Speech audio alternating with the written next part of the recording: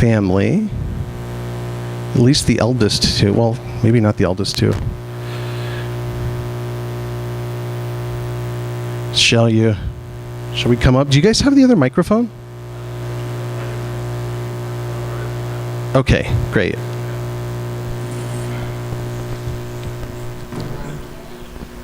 Thank you. Do you want me to turn you on? Yeah, please. Yeah, it's green. Can you hear me? Oh, yep, there we go. Hey, we're live. Yay. Well, first of all, I want to welcome my mother-in-law, Adrian's mom. She's come all the way from Australia and is visiting today. So, yeah, just give her a welcome when we have greeting time afterwards. She's an amazing woman who's been married for how many years?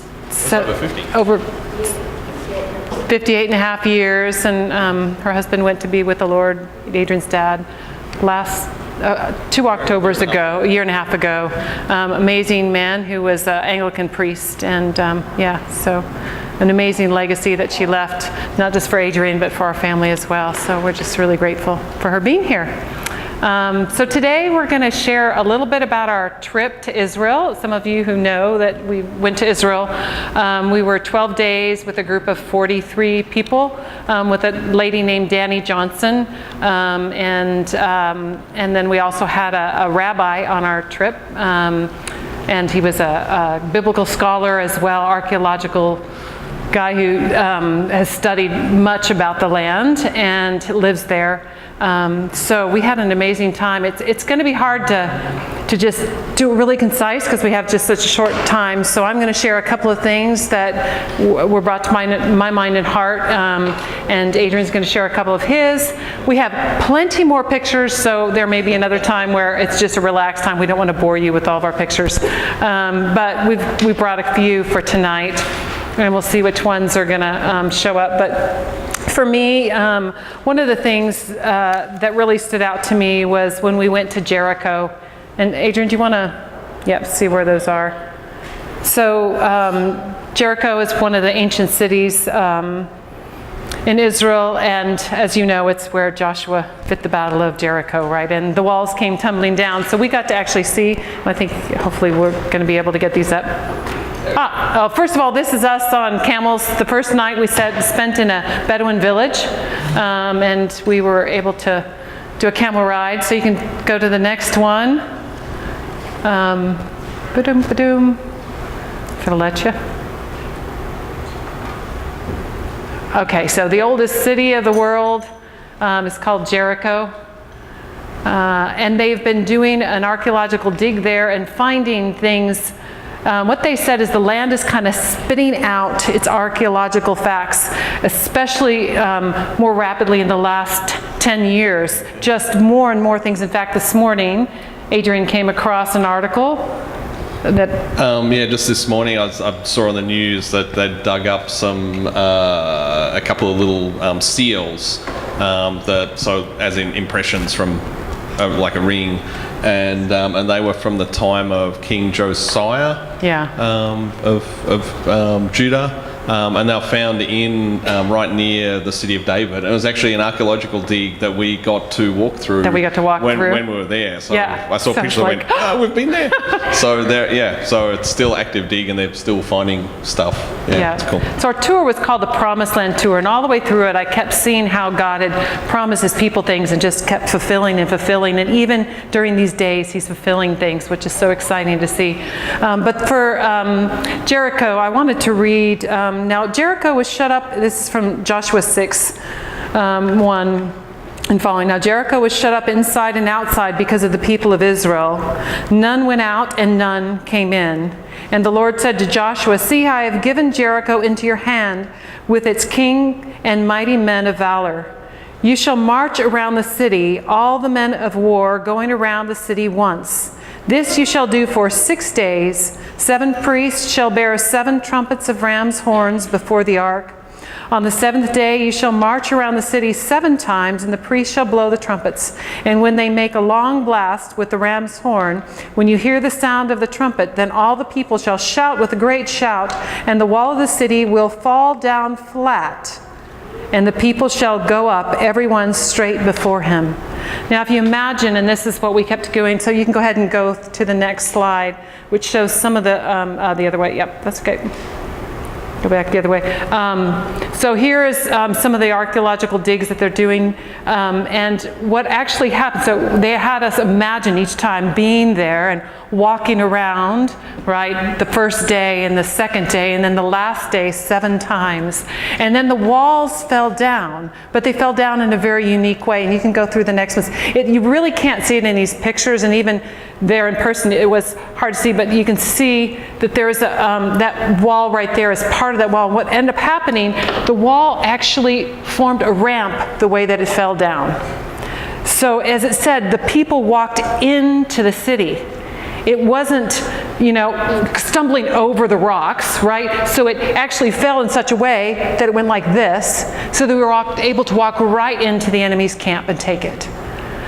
So it was fascinating, again, when you're in a place that, again, you've read some of the scriptures and you go, oh yeah, what does that mean? And it probably goes right over your head until you're there, and then you see, oh my goodness, these people actually walk straight in. And so the Lord was really speaking to my heart about when we have an enemy.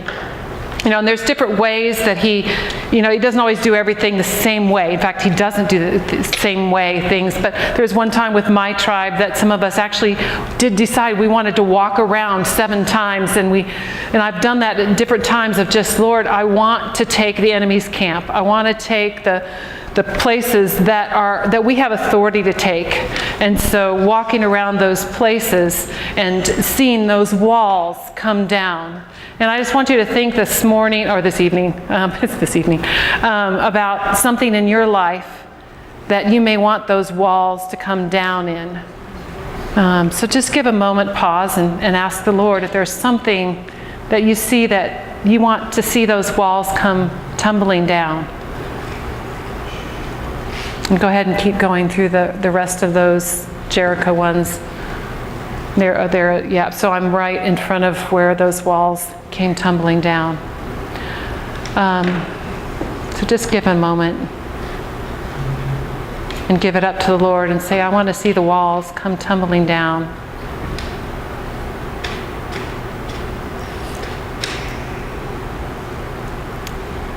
One way that for us that this was actually demonstrated in a different way is we didn't know we had a thought that we might do this, but we decided to go ahead and renew our vows. Marriage vows in Israel. So go ahead and go on to the next slide. Yep. Almost 20 years. And so there was another couple that did it with us, and they stood with a prayer shawl over us, which is kind of a Jewish ceremony. And one of the first things that we did was, she said, okay, I want you to the bride to walk around their spouse 7 times. So 7 times I went walking around. And as I was walking around, they said, I want you to think about how God is taking down the walls between you and causing the barriers of communication and the things that you have between you. And this was a renewal, so it was knowing what we were going into, but then causing those walls to come down. So 7 times I walked around Adrian, and it was powerful because just sensing that, I mean, really, our marriage has been just, it got a jump start from that. Yeah, that's right. It was amazing. There was something that happened. Go ahead and so then this was us afterwards, the other couple on the right, and then Danny Johnson in the middle, and just we wrote vows for each other, and in a very short time, because we only had a day to be able to do that. But again, just showing the walls, had pretty much started coming down for us. It was beautiful just to see God do that. So that was one of the powerful things for me. The next thing I'm going to share was we got to have an amazing Passover meal, which it wasn't Passover, but it was a similar time 1 month later, so the moon was full. And they had this amazing feast spread out for us. 45 of us probably with everybody there. And we, go ahead, you can go to the next one. They had the plate with all the different things, from the lamb's shank to the matzah, to the different things, the bitter herbs, and we did a whole meal. And what you're supposed to do is drink 4 glasses of wine. And they warned us about this because this is what the disciples did. They were actually having the Passover meal, which was written in the Old Testament about when they put the blood over the doors and the enemy passed over it. And so over each of the houses, and so those children were not killed. I couldn't drink that much though.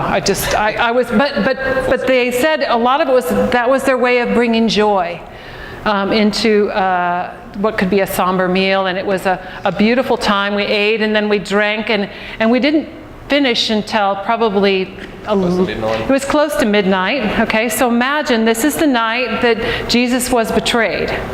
And they're eating this Passover meal with multiple courses and drinking 4 full glasses of wine. And it's not just grape juice, it was the actual wine. And so then, after it was over, we took a walk.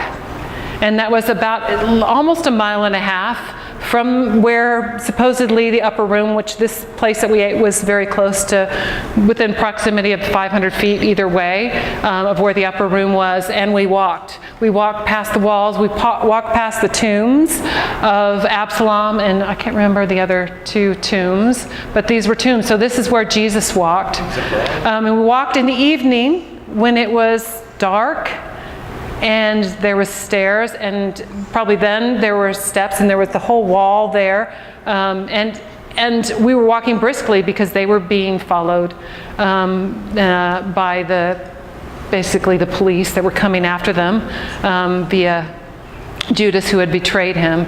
So I don't know if the video is going to come up or not.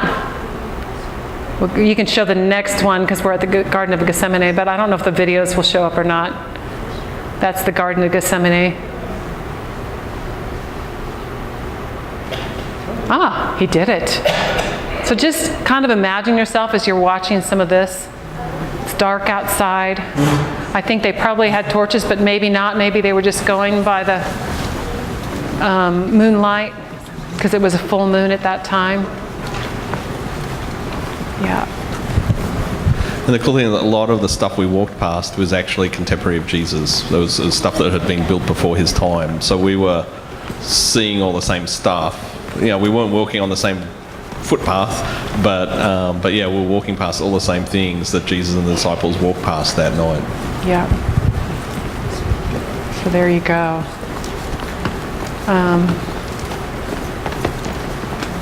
I don't know if this one is the one where you can see some of the wall. Yeah, you probably can see better this way because it's turn around. Yeah, because this is too dark. Yeah. Then go ahead and go to the next one. The next video. And that one you should be able to see the wall. So there you go.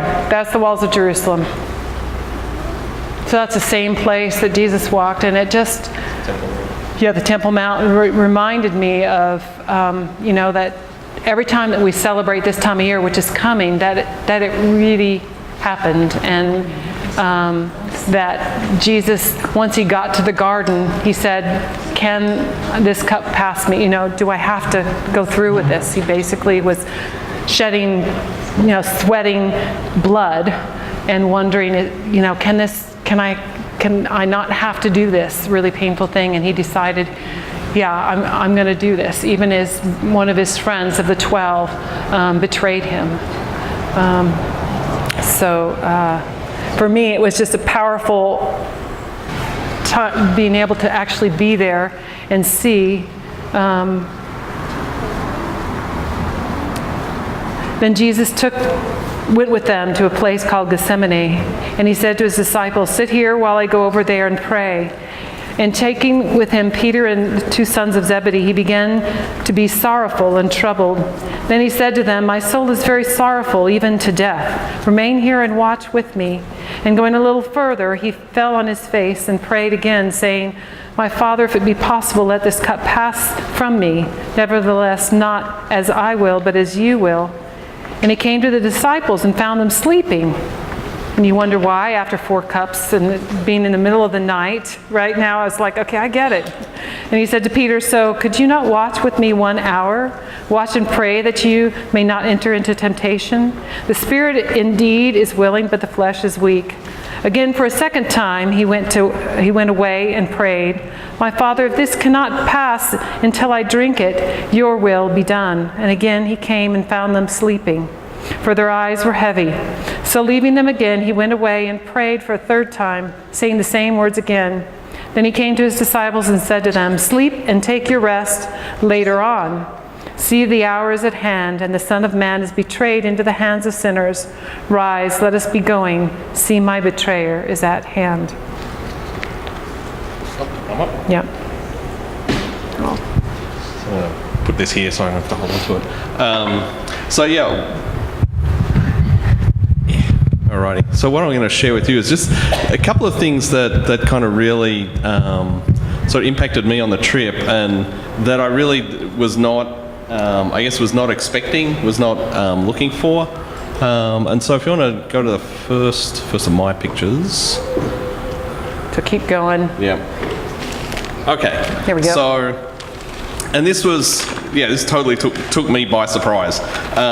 So what that guy has is one of these. It's a prayer shawl, and it's a sort of traditional thing that the Jews would use when they're praying.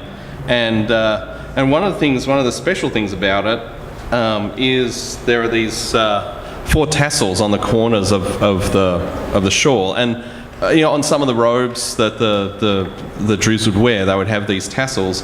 And in the book of Numbers, I think chapter 15, it talks about you'll put these tassels on your clothes. But one of the things it says is it'll have a blue cord that is part of the tassel, and that the blue cord was to remind you, that was the thing that you were looking at in the tassel, to remind you of the Word of God and the law that He'd given. But around sort of, 1600 years ago, or 100 years or so after the destruction of the Second Temple, after the death of Jesus, they actually lost the ability to make the blue dye. That it was just, somehow they just lost track of how it was done. And so from that time on, they didn't have, all the tassels were just like white, and they didn't have this blue cord. And so I think, and they just said, well, it's just a lost thing. But then I think it was, starting probably 50, 60 years ago, there are, a bunch of rabbis and this guy and some other people sort of decided, well, why should it be lost? Let's try and figure out what this blue dye was made from. And so if you go to the next slide. So they did a whole bunch of research, and they figured out there was this certain snail that lived in I think the Mediterranean Sea. Yeah. And if you processed it in a certain way, you would get this dye out of it. Except the problem was, whenever they did that, it would come out as purple instead of blue. And so they were kind of stumped, because everything pointed towards it being this snail. And then finally, I think it was 10 years ago, this guy here, they did, they're doing a whole bunch of experiments, and they figured out that you had to, extract this stuff from the snail, and then you had to leave it out in the sun, and then the sun would do something to the chemical composition, and then when you mixed it with something else, and it was by accident that they left it out in the sun. It would turn into this blue dye. And so they finally figured out, okay, this is how this blue dye is made. And so they're like the only people in the world that are making this blue dye that can now make the blue cord in the tassels that go on the prayer shawls. And so the thing that really struck me is, I think I'd often looked at the Jews in particular and thought, man, they're so legalistic, they're so nitpicky about everything and all the different rituals and blah blah blah. And I sort of, I think I kind of looked down on that and didn't get it. And so what I saw in these people here, and this guy in particular, was, for him it wasn't about legalism. It was just he loved his God, and he loved the Word that our God had given him, and he wanted to follow that as well as he could.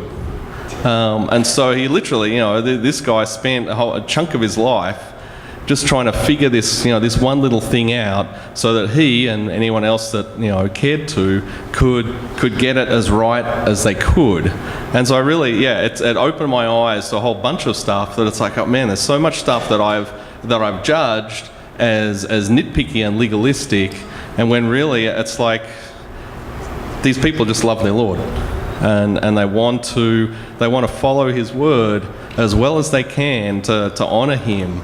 And to show their love and to show their appreciation for the word that he's given to them.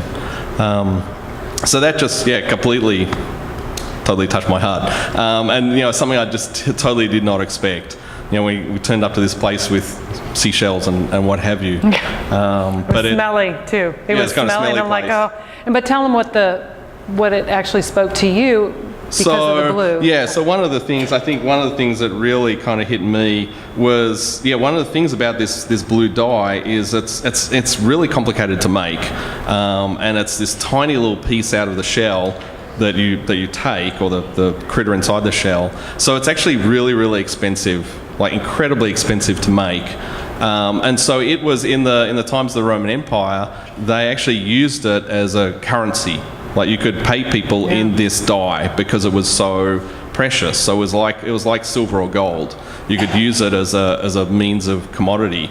That's how precious it was. And so the symbol of having it on these tassels is only the rich and only the royalty could wear this blue. And so this blue cord was it was a reminder that we are royalty, that we are sons of the King. And so we deserve to wear this symbol of royalty on our clothes. In fact, we're commanded to. Hey, it's kind of like, don't forget who you are. Don't forget that you're a son of the King. I need you to wear this special blue on your robe, so that every time you look at it, you remember whose son you are, and what authority, what you walk in as a son of the King. And it was a hidden scripture, and so after, knowing that it totally covers, it's in the scriptures, but people had lost the value of what that was. And so when it came back, so when Adrian first of all put it over, he's like, wow, I'm covered with royalty, because it's the four corners of your, so that was the first thing. So I'm going to go, so that's the guy making the blue dye right in front of us. So if you want to go to the next one. So there was two other things sort of together that really, again, surprised me. One of the places we went to was Shiloh, and that was where the Ark of the Covenant and the Tabernacle were for about 360 years, I think, after the Israelites came into and took the Promised Land. That was where the Tabernacle was set up until Solomon was able to build the temple. I think David brought the Tabernacle sort of up towards Jerusalem. Again, this family or group of families had sort of moved into the area. They knew that this is probably where Shiloh is, and did a whole bunch of research and dug things up, and they found, sure enough, this was the ancient town of Shiloh. And what's more, they found that this hill, there was this area that kind of was flat, that pretty much exactly matched the dimensions of the tabernacle. And then when they sort of did some digging around there, they actually found sort of artifacts that probably would have been from the tabernacle of that era. So that was another thing that just totally surprised me. Having the opportunity to pray at the site where the presence of God manifested itself for 360 years, sort of overseeing his chosen people. It was very, very powerful. If we go to the next. So, and the other place we went to was, of course, the Western Wall, sometimes called the Wailing Wall. and that was the sort of the remains of the Temple Mount. And the reason why this piece of the wall is so special is because it's the piece of the Temple Mount wall, like the foundation, that is the closest to where the original temple would have been.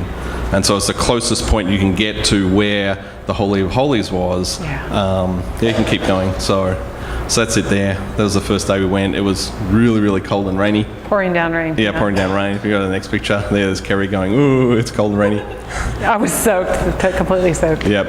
And then probably, I think there's one more. Yeah. And that's it there. So again, I knew that I didn't know about Shiloh, but I didn't know we were going to go to the Western Wall. And I was like, I guess we'll pray. I guess I'll go and pray at the Western Wall. It's it's what you do when you go to Israel. But the thing in both of those places, the thing that really struck me was, I felt I was in the presence of God. And His word says that wherever two or more are gathered in my name, I'm there with you. And I just think about these places. Well, there was like 24/7. There were people gathered there in His name for hundreds of years, and so it's like the presence of God is like really, really there, and it totally took me by surprise. Standing there in front of this sandstone wall, I felt like I was face to face with my God, and that was just an amazing thing. The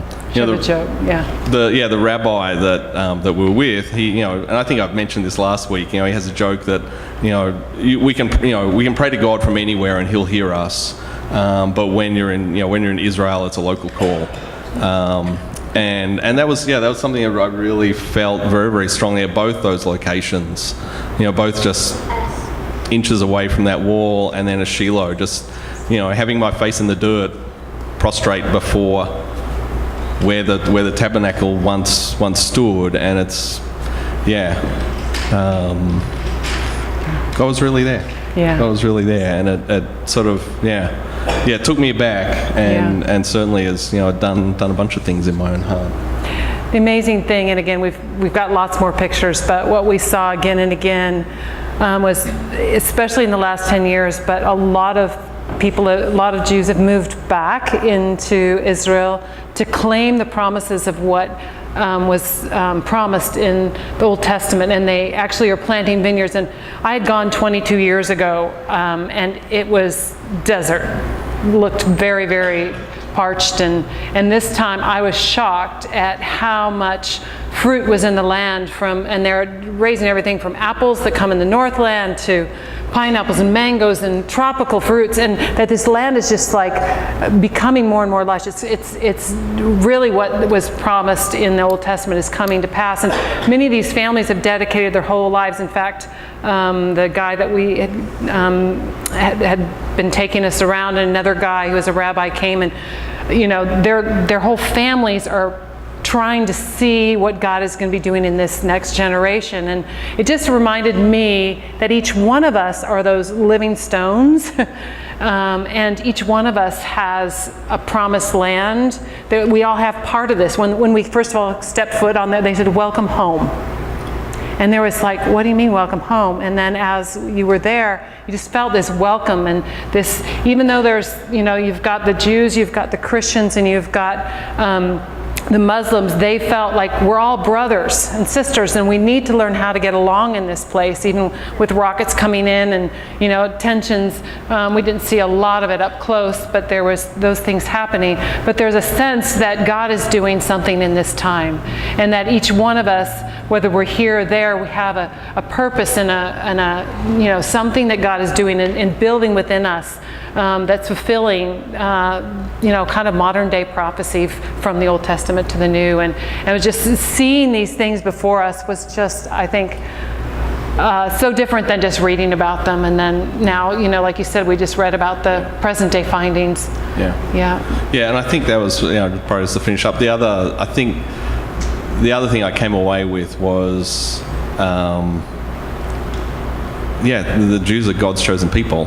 I don't know, hopefully it doesn't mess with anyone's theology, but that was, just seeing what's going on in Israel, to us, it was just like completely undeniable. Like, these are God's chosen people, and they're still following Him, and He is blessing Him, and then just that sense of, as Paul says, that we're grafted into into the seed of Abraham.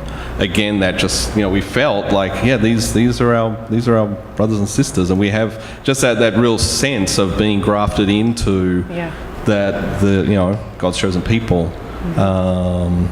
And that there was ultimately He's going to draw them all, just like Well, there's a prophecy. I'm trying to think where it is. I think it might be in Isaiah. Anyway, I should have looked it up. Was Amos? My apologies. It was Amos. Yeah, that talks about that He, in the end times, He would turn the hearts of the sons back to the fathers, and the fathers back to the sons. And one of the things I've heard, and I sort of feel it to be true, is that that can be a reference of the Jews and the Christians. That the Jews are the fathers in the faith, and we're the sons that have been grafted in. And in these latter times, that our hearts, the hearts of the sons of the Christians are being turned back to the Jews to recognise, well, this is where we came from.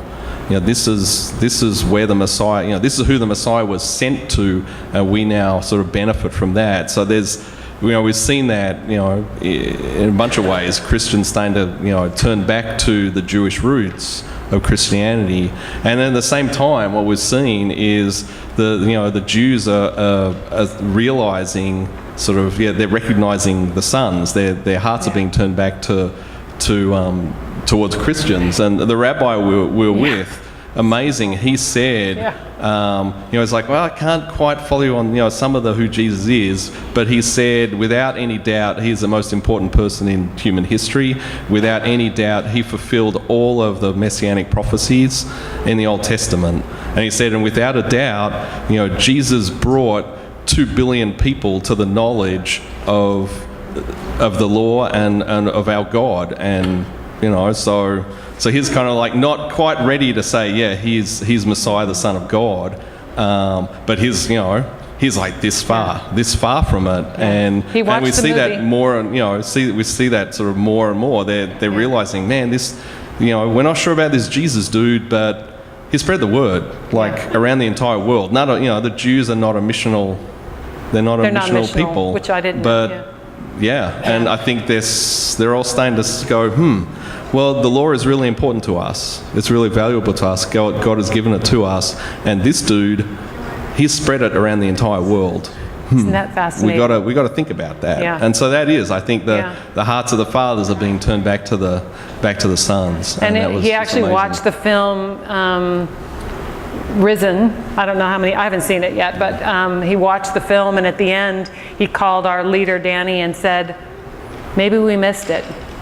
Maybe we missed it. So it was just beautiful just to see right as this time is coming and seeing what God is doing. He's just weaving.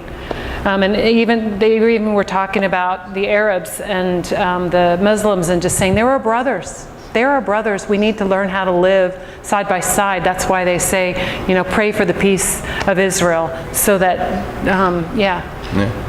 So we're done? We've got a few minutes. No, we don't. No, Okay, we're good. We have no minutes. That's right. We hand over to Jared and Lindsay. Yeah. Awesome. If anybody has any questions afterwards, we'll be here. Yeah.